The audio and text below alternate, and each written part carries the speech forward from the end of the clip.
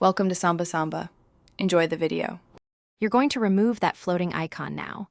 First, confirm your Samsung model and One UI version so you know which menu labels you'll see. Once done, unlock the phone and open settings.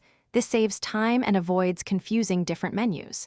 Next, navigate straight to accessibility or advanced features depending on your OS. Those are the places where assistive or floating navigation controls live.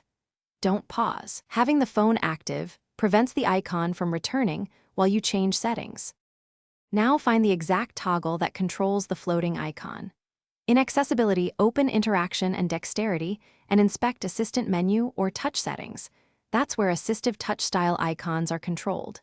If you started in Advanced Features instead, check Motion and Gestures or Navigation Bar for smart pop-up or edge panels that create floating shortcuts. Once located, tap the toggle to turn it off.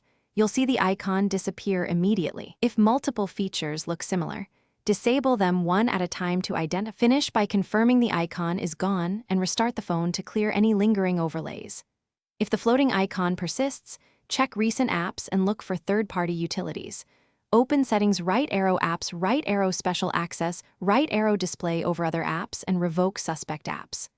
Once done, make sure to restart again. As a last resort, reset app preferences or boot into safe mode to isolate the app causing the overlay. That pinpoints whether system settings or an app created the floating icon. Thanks for watching. Consider subscribing if we helped you.